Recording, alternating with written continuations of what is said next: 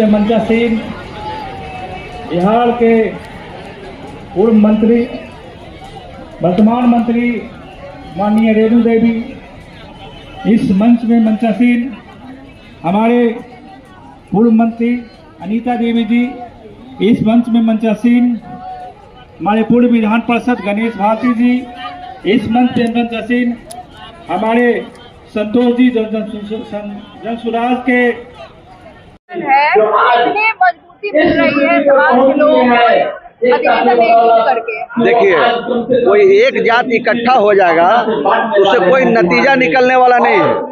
लोकतंत्र है, राजतंत्र तो है नहीं।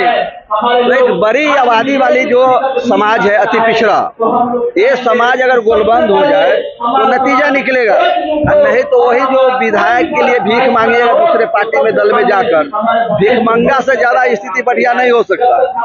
ये बड़ी अच्छा अवसर है हम लोग के लिए कि बिहार में कर्पूरी ठाकुर जी के बाद कोई अति पिछड़ों का नेता नहीं हुआ। तो अगर 40% जो आबादी है, बड़ी आबादी है, अगर इसका नेतृत्व नुनिया समाज, बिन बेलदार समाज करे कि ना भाई हम इस समाज को गोलबंद करें, क्योंकि सारे लोग हमारे ऊपर निर्भर है, सारे लोगों का नजर अति पिछड़ों पर है, सारी पार्टी पर।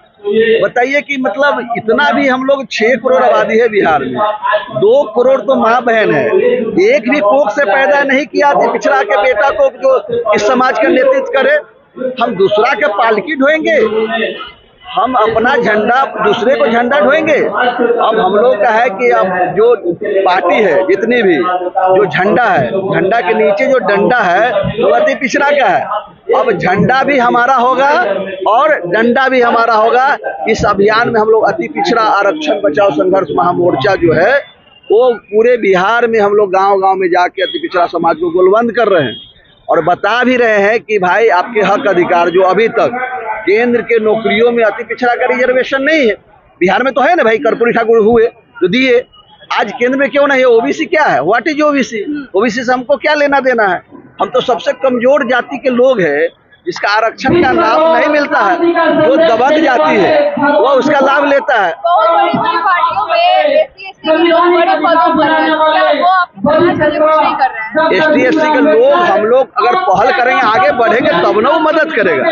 आपको तो स्वयं अपना मदद करना होगा। और जो व्यक्ति स्वयं को मदद नहीं करता है उसको दुनिया का कोई भी व्यक्ति मदद करने नहीं आता है। तो यह समाज को जो अति पिछड़ा समाज है इसको स्वयं आगे बढ़ना होगा। ST/SC के समाज के लोग पीछे आपको मदद करने के लिए तैयार है, आगे बढ़ के भी मदद करने के लिए तैयार है, लेकिन कोई तो नेतृत्व करने वाला है। तो हम लोग चाह रहे हैं कि जो अति पिछड़ा जो बड़ा समाज है उसको हम लोग नेतृत्व करके उसको जो हक अधिकार है वो सारे हक अधिकार को दिलवाए। और जो अम्बेडकर जी या कर्पूरी ठाकुर जो हक अधिकार दे के गए हैं वो धीरे धीरे एक एक करके समाप्त कर रही है पार्टी सरकार, उसको हम लोग रोके और जो चला गया है उसको फिर से वापस दिलवाए। बाबा साहेब की जयंती अकेले बाबा साहेब ने आज देश के जो 85% लोग हैं उसको लाभ दिलवा दिए।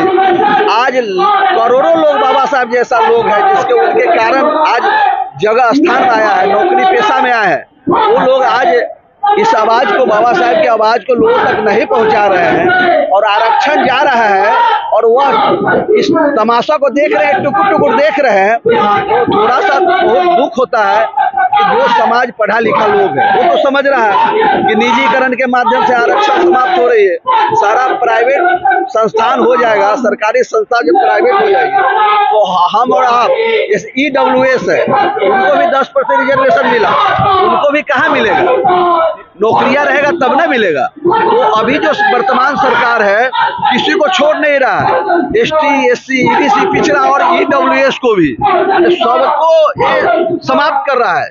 मात्र 5-6% लोग हैं जिसके लिए काम कर रही है अभी सरकार, उसी का सब कुछ होगा। हम लोग जो है धीरे धीरे अगर हम लोग संघर्ष नहीं किए, इसके लिए पहल नहीं किए तो हमारी स्थिति धीरे धीरे खराब हो जाएगी और फिर हमारा समाज जो गुलाम हो जाएगा।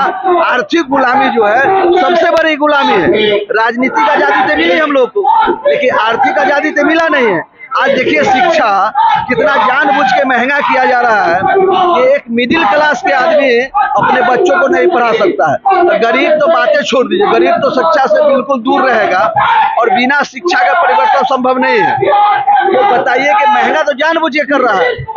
तो इस तरह से जो षड्यंत्र चल रहा है, इसके लिए जो लोग हैं, हम लोग अगर नहीं आते हैं तो हम लोग के आने वाला जो पीढ़ी है